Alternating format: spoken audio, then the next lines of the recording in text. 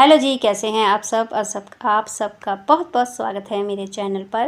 तो मैं हूँ नीतू। आज मैं आपके साथ बहुत सुंदर और प्यारा सा केक डिज़ाइन शेयर करने वाली हूँ। और ये ऑर्डर काफ़ी दिनों बाद मुझे मिला। इसके पहले उसी दिन मैंने मॉर्निंग में केक डिलीवर किया था और दोपहर को फिर मुझे दोबारा से ये ऑर्डर आ गया था। तो ये मोस्टली होता है हर होम बेकर के साथ। ऑर्डर नहीं है तो नहीं है, अगर आएंगे तो साथ के साथ ही आएंगे। अगर एक ऑर्डर आ गया है तो मैं अवेयर हो जाती हूँ कि अभी सेकंड भी आने वाला है। तो ऐसा मोस्टली होता ही है मेरे साथ। आपके साथ भी होता है तो प्लीज़ कमेंट करके मुझे ज़रूर बताएं।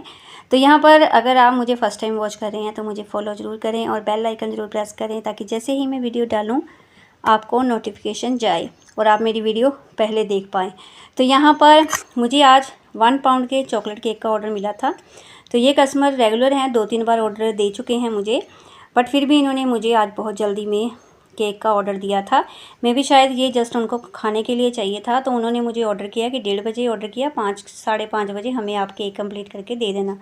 तो वहाँ पर ना करने का बिल्कुल भी नहीं था गुंजाइश कोई भी, क्योंकि फ्री थी। इतने दिनों से मैं तड़प रही थी कि मुझे ऑर्डर आ जाए, और फाइनली अगर ऑर्डर आया है तो मुझे उसको ना नहीं करना था। तो मैंने उसको एक्सेप्ट कर लिया और एक्सेप्ट करते ही मैंने यहाँ पर इसकी बेकिंग स्टार्ट कर दी थी। और कस्टमर ने बोला कि आप पिक्चर सेंड कर दो, तो मुझे थोड़ा सा अजीब लगा। क्यों अजीब लगा? क्योंकि 1 पाउंड का केक है, चॉकलेट केक है, इसमें कुछ इतने डिज़ाइंस नहीं हैं। अगर कस्टमाइजेशन है फिर तो मज़ा आता है कि हमें कस्टमाइज़ चाहिए, कुछ ट्रेंडिंग चाहिए, तो फिर मज़ा आता है डिज़ाइन सेंड करने में। बट 1 पाउंड का केक है, उसमें मैं क्या डिज़ाइन सेंड करूं? तो मुझे फॉर्मेलिटी करनी पड़ी और मुझे कुछ डिज़ाइन लागे निकाल कर और बड़े ही ध्यान से देख कर कि मुझे इनको इस बजट के अंदर केक देना है, तो मैं कौन से डिज़ाइन इनको सेंड करूँ। तो फिर कुछ डिज़ाइन सेंड कर दिए, उसमें से उन्होंने रीसेंड किया मुझे ये डिज़ाइन जो मुझे आज बनाना है।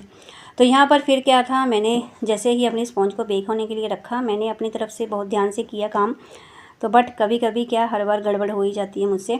तो फिर क्या था, मैंने यहाँ पर बटर पेपर का यूज़ कर लिया केक टिन को बिना ग्रीस किए हुए। ग्रीस नहीं किया, ऐसे ही बटर पेपर लगा दिया। और बाद में याद आया, जब मैं इसको टैप टैप करने लगी केक टिन को, तो जो हमारा बटर पेपर था वो अंदर की तरफ इकट्ठा होने लगा, जिसकी वजह से जब फाइनल बेकिंग हुई मेरी, जब मैंने स्पॉन्ज को डीमोल्ड किया, तो मेरा बटर पेपर अंदर की तरफ स्पॉन्ज के चला गया था। जो मैं इसको अभी आपको दिखा रही हूँ, अभी जब मैंने स्टार्टिंग में आपको दिखाया कि मैं बटर पेपर रिमूव कर ली हूँ, रिमूव करते वक्त मेरी जो बॉटम वाली लेयर थी वो काफ़ी हद तक डैमेज हो चुकी थी। डैमेज क्या, वो सेंटर से टूट ही गई थी, क्योंकि लेवल में वो नहीं थी। तो यहाँ पर हमारे यहाँ पर क्या है कि हमें 3 लेयर्स में ही केक को, स्पॉन्ज को कट करना पड़ता है। बट मेरा मन बिल्कुल नहीं होता है कि मैं इसको 3 लेयर्स में कट करूँ। मेरा मन होता है कि मैं 2 लेयर्स ही रखूँ इसकी। बट कस्टमर का क्या करे, वो बोलेंगे कि आपका केक बहुत छोटा है, तो फिर हमें 3 लेयर्स कट करनी पड़ती हैं। तो फिर मुझे ये प्यारी प्यारी सी पतली सी जो 3 लेयर्स हैं वो असेंबल करनी पड़ी। तो मुझे अच्छा नहीं लगता है ऐसे पतली पतली लेयर्स को असेंबल करना और केक को हाइट देना। मुझे अच्छा लगता है कि आपकी कम से कम आधा इंच की, पौना इंच की एक लेयर होनी चाहिए, जिसको असेंबल करने में भी कुछ मज़ा आए। तो यहाँ पर जो भी चूरा निकला था, जो भी क्रम्स निकले थे, वो सारे मैंने इसमें ऐड कर दिए थे। बॉटम का जो मैंने थोड़ा सा स्टिकी पार्ट हटाया था वो भी मैंने ऐड कर दिया था। तो थोड़ा सा जब आप स्क्रैच से स्पॉन्ज बनाते हो तो उसमें थोड़ा आपको सोचना नहीं पड़ता है इतना कि आपका कुछ वेस्टेज निकलेगा, क्योंकि वहाँ पर आप लो बजट में बना रहे हो, आप मैदा यूज़ कर रहे हो, चीनी यूज़ कर रहे हो। अगर थोड़ा सा कस्टमर को ऊपर नीचे भी हो जाता है, नीचे नहीं ऊपर हो भी जाता है, तो इतना मन में शंका नहीं रहती है। बट प्री मिक्स यूज़ कर रहे हो, आपको तोल कर वेट करके हर चीज़ को लेना है, बजट के अंदर देना है, और आपको अपनी जो मार्जिन है उसका भी ध्यान रखना है। तो ये चीज़ें सोचनी पड़ती हैं। तो यहाँ पर मैं बिल्कुल भी यहाँ पर स्पॉन्ज को वेस्ट नहीं करती हूँ, अगर मैं इसको प्री मिक्स से बना रही हूँ। तो यहाँ पर इसको फाइनलाइजिंग करने के लिए, फाइनल लुक देने के लिए मैं इस स्क्रैपर का यूज़ करती हूँ, जिससे मेरे केक का फाइनल लुक बहुत अच्छा आता है। तो यहाँ पर जब मैंने इसकी क्रम कोटिंग कर दी थी, फाइनलाइजिंग कर दी थी, उसके बाद मैंने इसको रख दिया था फ्रिज में, डीप सेक्शन में, आइस सेक्शन में। वो इसलिए रखा था क्योंकि मुझे था कि मुझे 5:30 बजे इसको देना है।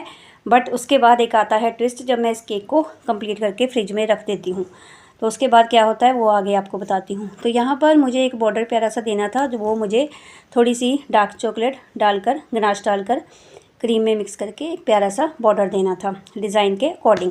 तो यहाँ पर इसको देने के बाद हमने यहाँ पर डालना था गनाश, और गनाश मेरे पास थोड़ा सा पहले से बना हुआ पड़ा था, और प्रॉपर रेशो मैंने गनाश का बताया हुआ है अपनी प्रीवियस वीडियो में, जिसमें मैंने हाफ़ kg के लिए आपको कितना गनाश चाहिए, कितनी चॉकलेट का यूज़ होगा, कितनी फ्रेश क्रीम का यूज़ होगा, उसको प्रॉपर आप बनाकर देख सकते हो। आपका प्रॉपर 1 पाउंड का केक जिसमें आप टॉप को पूरा कवर करोगे, वैसा गनाश आप उस क्वांटिटी में बना सकते हो। उसकी वीडियो अभी मैंने रिसेंटली डाली है, आप जाकर चेक कर सकते हो अगर आप बिगनर हो, आपको इसके बारे में कोई नॉलेज नहीं है। क्योंकि वेस्टेज जो है फिर वो भी आपको काउंट करनी पड़ती है अपने बिजनेस में, कि कोई भी चीज़ की वेस्टेज ना हो। वो आपको प्रॉपर उतनी ही अमाउंट में अपनी चीज़ को बनाएं ताकि वो आपकी जो है यूज़ हो जाए और बिना ख़राब हुए। तो यहाँ पर हाफ़ में ही मुझे इसको करना था कवर। हालांकि मेरे पास गनाश पड़ा था, मैं पूरा भी इसको कवर कर सकती थी, बट बाउंड्री थी मेरे पास कि मेरे पास डिज़ाइन आया हुआ है, उसी के अकॉर्डिंग मुझे काम करना है। तो जब कस्टमर बोल देते हैं ना, कभी कभी तो बहुत अच्छा लगता है कि चलो डिज़ाइन सेलेक्ट किया हुआ है कस्टमर ने, हमें जस्ट बनाना है। कभी कभी होता है कि डिज़ाइन क्यों मांग लिया कस्टमर ने, मुझे आज खुद से कुछ बनाना था। बट चलो कोई बात नहीं, कुछ ना कुछ नया सीखने को मिलता ही रहता है हर ऑर्डर में। यहाँ पर उसके बाद मुझे यहाँ पर ड्रिप्स भी देनी थी, तो वो मैंने दे दी थी। काफ़ी नीचे तक आ गई थी, बट मैंने इसको छोड़ दिया।